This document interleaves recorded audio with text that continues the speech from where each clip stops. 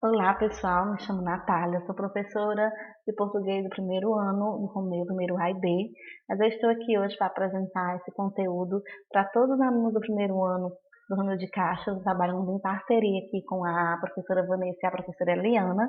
Eu espero que vocês gostem. Eu vou revisar aqui um conteúdo do gênero já trabalhado em sala e acrescentar outros conteúdos que nós não trabalhamos ainda para reforçar o conhecimento sobre esse tema. Eu espero que vocês gostem. A gente vai começar falando um pouco sobre os conceitos, tá? Do que é gênero literário, tá? Vamos aqui falar o que são os gêneros literários, né? Esse termo, ele é utilizado, essa palavra gênero, para fazer referência a padrões, certo? De composições artísticas.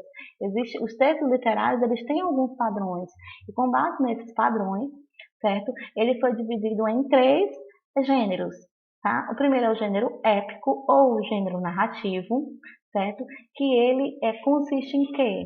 Em contar histórias, acontecimentos, certo? O segundo gênero é o gênero lírico, que é um texto que vai apresentar e expressar os sentimentos, tá? Por meio de um eu lírico, por meio de um eu poético, tá? Então, o primeiro ele vai trabalhar narrativas, o gênero lírico já vai trabalhar a expressão dos sentimentos por meio de um eu lírico. E o gênero dramático, que é um texto feito para ser representado, dramatizado, para ser trabalhado em peças teatrais, tá? E mais recentemente, né, com a nossa sétima arte, também ele pode ser adaptado para o cinema. Então nós vamos ver cada um especificamente com as suas características e alguns exemplos importantes sobre cada um desses gêneros para que a gente possa entender melhor. Certo? O gênero épico-narrativo nós trabalhamos bastante em sala, vamos fazer apenas um resumo desse gênero, tá? Ele é um gênero que vai representar qualquer tipo de narrativa, certo? Sabemos que tem diversas formas de contar histórias, né? Através dos tempos, os povos eles foram contando as suas histórias. Como tem na figura que eu coloquei para vocês, no início, né? Logo quando se iniciou os povos, se contavam histórias oralmente, né? Se contava, as pessoas sentavam, ouviam e iam repassando essas histórias de um para os outros. Mas a forma como essas narrativas elas se organizam e a forma como elas circular vai sofrendo transformações, né? Saiu da oralidade, passou para o papel, para a parte impressa e também ficou em forma de música. São diversas formas que as narrativas elas vão se transformando. Ela também, em um determinado período, as narrativas elas eram escritas em poemas, né? E depois elas foram escritas em prosa, nos romances mais contemporâneos, que são esses livros que nós costumamos ler as narrativas de diversas formas, né? Diversos assuntos, de aventura, de romance de romântico, né? De amor. E então, lembrando que eu já tinha comentado isso em sala, que quando a gente fala em romance, a gente não está falando apenas de história de amor, mas sim de um tipo de texto, né? De um gênero literário que são narrativas em prosa, onde eu tenho diversas histórias, né? Dentro dela, que eu vou ter ali um clímax, um desfecho, né? Que eu vou ter uma narrativa contada ali. Eu posso ter um romance de aventura, eu posso ter um romance romântico, eu posso ter um romance de terror, né? Então, é, o que vai caracterizar seu romance é justamente ele ser uma narrativa mais complexa, com diversos personagens, tá? E apesar das transformações que as narrações sofrem, é importante nós destacarmos que para ser uma narrativa ela precisa ter elementos que são essenciais para a narrativa. Primeiro é o enredo, que é justamente a história, né? É, o que vai ser contado naquela narrativa, qual é o enredo, é como se fosse um resumo da história, né?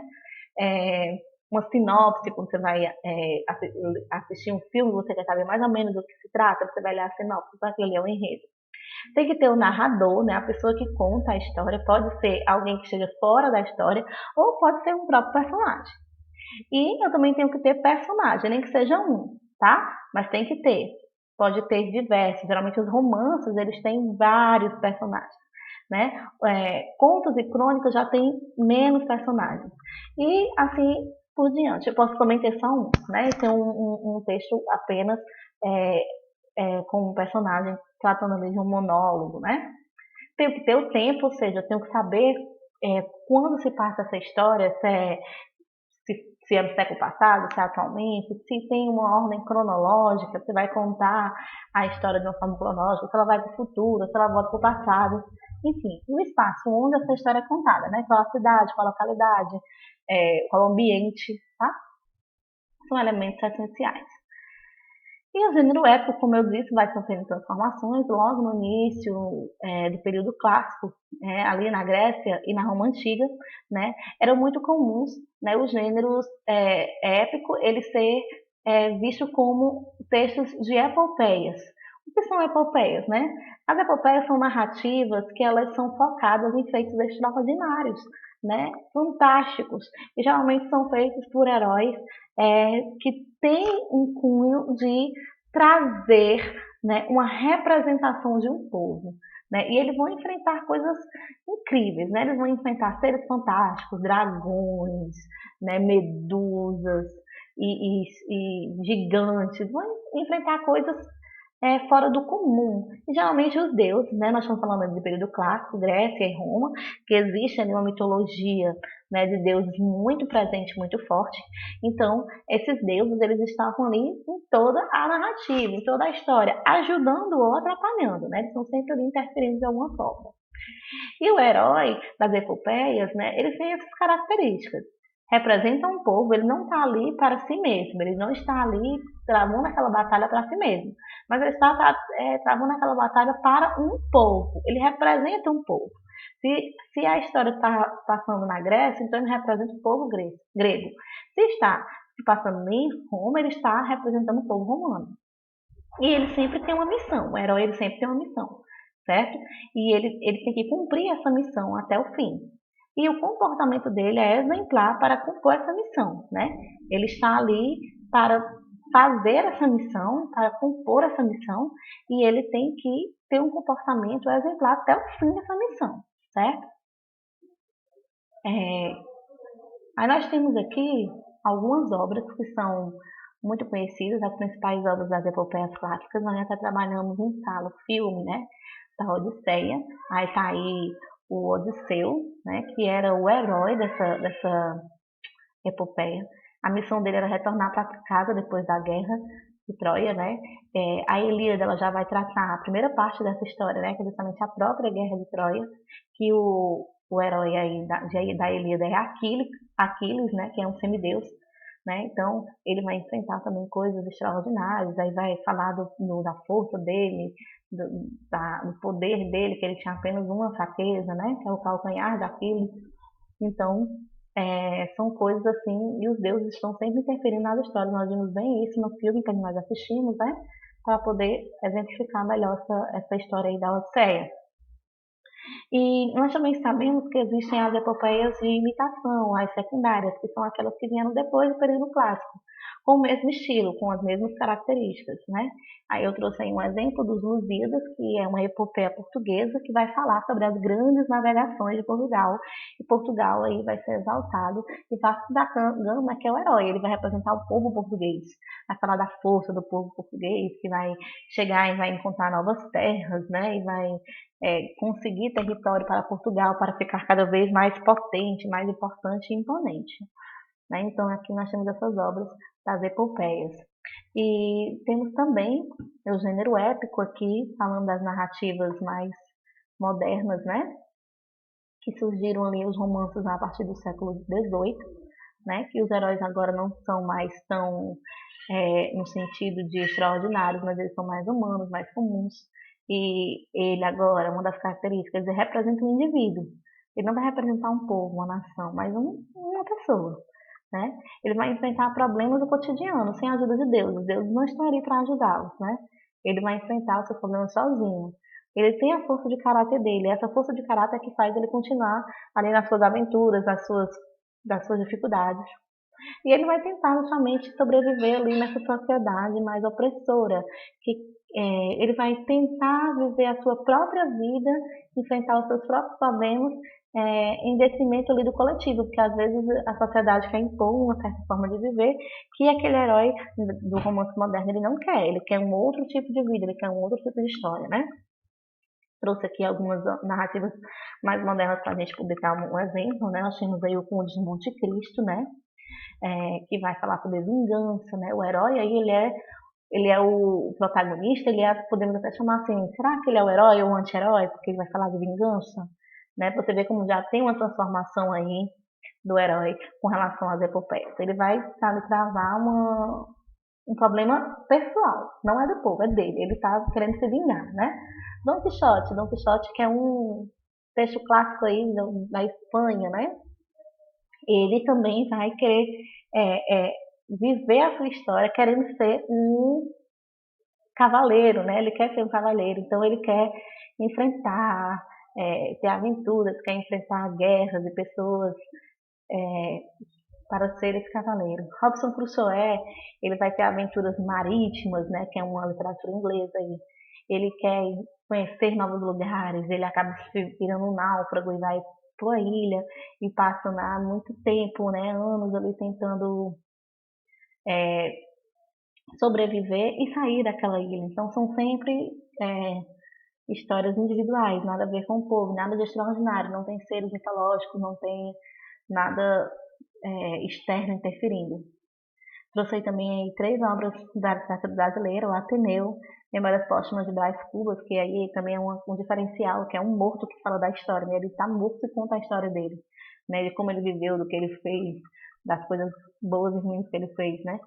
Márcio Naíma, que é o chamado herói sem caráter, né? Porque ele quer se aproveitar de tudo, ele se aproveita das situações para conseguir o que ele quer, mesmo que de certa forma ele prejudique outras pessoas. Então, nós vemos aí que o herói da modernidade ele se transforma, ele não é mais aquele que representa um povo. Apesar de ele ter uma força de caráter em si, alguns deles eles podem até ser chamados de anti-herói, porque aquilo que ele acredita já não é tão bem visto pela sociedade, porque aqui ele quer enfrentar essa sociedade buscando as suas próprias intenções, as próprias vontades, né? Vamos agora para o nosso segundo gênero, que esse nós não tivemos um trabalho mais aprofundado em sala, né, que é o gênero lírico. Por que esse nome, gênero lírico, né? O que vem aí? A poesia lírica ela vai surgir justamente para atender esse anseio humano da expressão do individual, né? Da sua subjetividade. Falar sobre seus sentimentos, expressar os sentimentos, as suas emoções pessoais. Aqui não falamos mais de narrativas, de histórias, mas de sentimentos, aquilo que está dentro de você. Ela vai retratar, então, o mundo interior, certo? Ela vai falar sobre o sentimentalismo, sobre suas emoções. E a origem dela está justamente em poemas cantados, né? E esses poemas cantados, eles eram acompanhados de um instrumento que era chamado a lira. Coloquei até uma fotinha aí. A lira parece um pouco com a harpa, né? Um instrumento de cordas. E como ele era cantado, ele era acompanhado pela lira, então ele teve esse nome lírico, certo? A partir do século XV, né, houve essa separação entre música e poesia. A poesia já não era mais cantada. Então hoje nós sabemos que as poesias não são mais cantadas. Naquela época sempre eram, por isso esse nome, tá? Eu trouxe aqui um poema para exemplificar, certo? O gênero lírico, o poema de Camões, o amor é fogo que arde sem se ver, é ferida que dói e não se sente, é um contentamento descontente, é dor que desatina sem doer, é um não querer mais que bem querer, é um andar solitário entre a gente e nunca contentar-se de contente, é um cuidar que ganha em se perder. É querer estar preso por vontade, é servir a quem vence o vencedor, é ter com quem nos mata lealdade, mas como causar pode seu favor? Os corações humanos amizade, se tão contrário a si é mesmo amor. Vejam que poema bonito, né, que vai falar sobre o sentimento. Que sentimento é que ele fala? O amor. E ele vai falar desse sentimento que ele é contraditório, que ele é confuso, que ele não sabe bem, né? Ele arde porque é fogo, mas eu não vejo. Ele dói, mas eu não sinto, né? Eu estou contente ao mesmo tempo descontente. Então ele está falando sobre um sentimento que causa um pouco de confusão no coração dele, que ele não sabe bem como agir nesse sentimento. Então aí eu tenho bem focado essa questão do sentimento. Então o gênero lírico ele vai focar no sentimento, nas emoções, certo? Para nós entendermos um pouco da parte formal desse gênero, né, é importante nós sabermos que ele se caracteriza por uma escrita mais poética, né, que tem algumas particularidades, né? A escrita poética ela tem algumas particularidades que são a questão que ela é escrita e formada por versos, né, que são as linhas, nós chamamos de versos, e as estrofes são os conjuntos desses versos, tá? E justamente essa escrita ela vai explorar essa questão da sonoridade, né, da sonoridade dentro desse texto. E isso é trabalhado dentro de 3 recursos importantes. O ritmo, que é justamente o movimento regular e repetitivo dos sons, né, aqueles sons que vão se repetindo, vão ficar regulares, cadenciados. A rima, que é a semelhança de sons na última vogal tônica do verso, né, porque nós temos a vogal tônica, é aquela mais forte. Então, a última vogal tônica do verso, ela deve rimar com outra vogal tônica de outro verso. Aí nós temos a rima.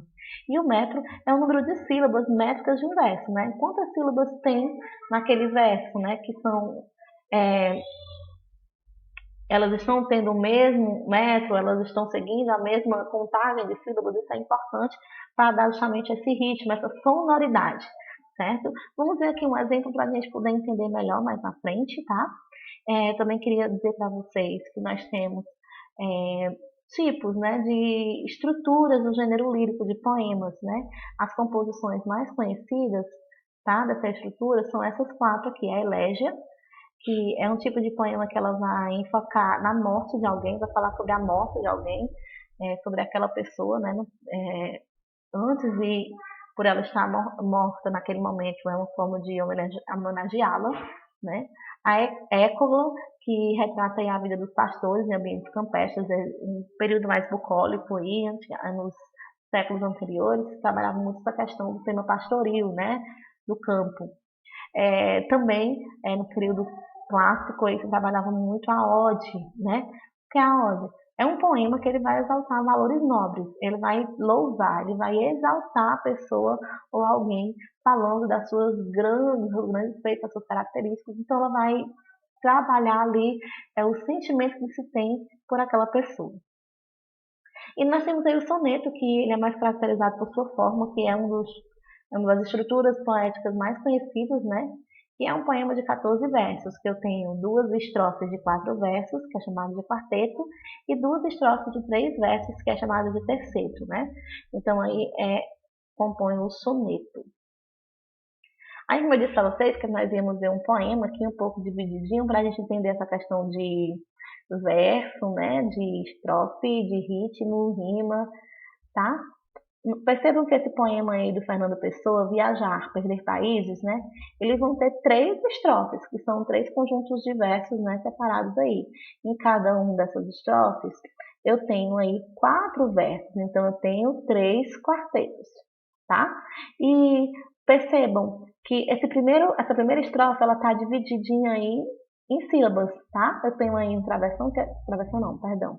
Eu tenho aí que está dividindo as sílabas, e do ladinho tem o número 7, que ele está justamente dizendo que eu tenho 7 sílabas tônicas. A gente conta até a sílaba tônica, tá? Não se conta até a última sílaba, só se conta até a sílaba tônica. Então, viajar, perder países, eu tenho 7 sílabas, assim como as outras, e assim todos os versos têm 7 sílabas. Então, o metro dela é justamente uma métrica regular.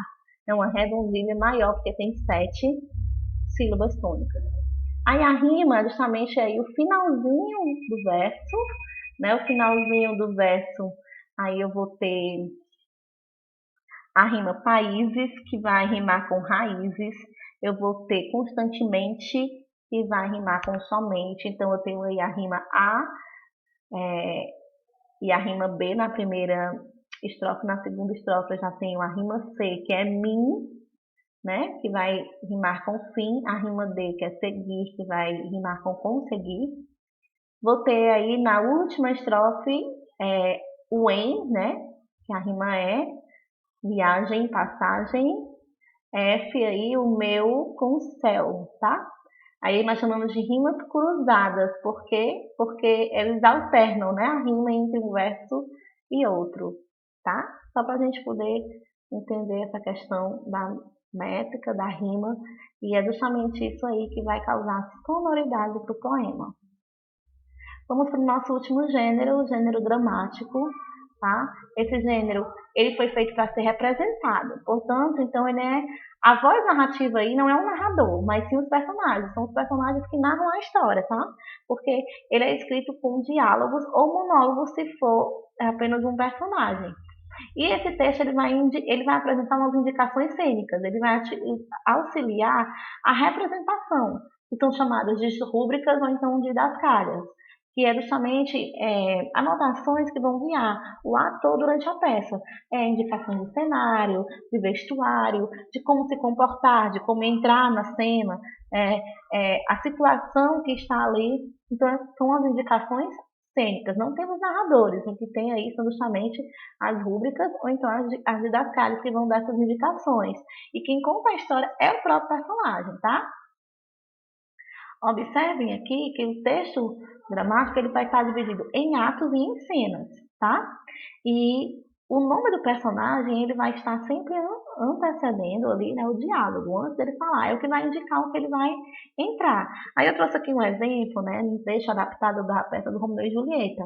Talvez não dê para vocês lerem bem o que está escrito aí, mas o importante é vocês verem a divisão, olha. Aí ele vai colocar cena 1.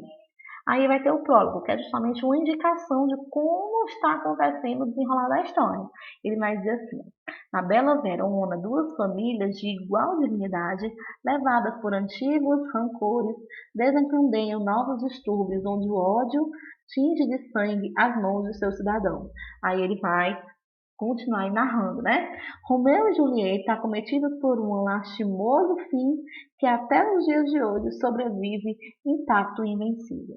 Aí ele vai dar uma outra indicação. Ó. Entram Sansão e Gregório armados de espada. Ele vai dizer como vai entrar. Aí logo ele vai trazer o diálogo. Sansão, aí tem o diálogo. Gregório, o que é que o Gregório vai dizer? Certo? Então assim é que se compõe o gênero dramático na sua parte formal. Eu trouxe aqui alguns exemplos de obras no gênero dramático que foram muito importantes na literatura mundial, né, e também na literatura brasileira. Eu tenho aí o Édipo Rei, que vai trabalhar a questão do trágico, né, da tragédia, né, o Fantasma da Ópera, né, que vai trabalhar também o drama, também a tragédia ali. Eu tenho o Alto da Máscara do Inferno, que vai trabalhar questões religiosas, né? Nós vamos ver aqui já os tipos de gênero dramático, vocês vão entender porque tem esse nome alto, vai trabalhar ali questões de moralidade, né? Também o Alto da Compadecida, que é uma peça teatral brasileira muito conhecida, adaptada para o cinema, né? Temos Hamlet, que vai trabalhar aquela famosa frase, né? Ser ou não ser, eis a questão. Então, são peças de teatro que foram muito importantes para a literatura mundial, né? Que vai trabalhar essa questão do gênero dramático, certo? Eu espero que vocês tenham gostado aí, que vocês tenham entendido bem essa questão dos gêneros, que vocês tenham aprendido, tá? Lembrando que é importante vocês estudarem, tá? Foquem na aprendizagem de vocês, nós não estamos em férias e qualquer dúvida podem rever os slides, voltar o vídeo para poder entender melhor. Espero que vocês gostem, aprendam e vamos lá estudar cada vez mais. Obrigada pela atenção e até a próxima.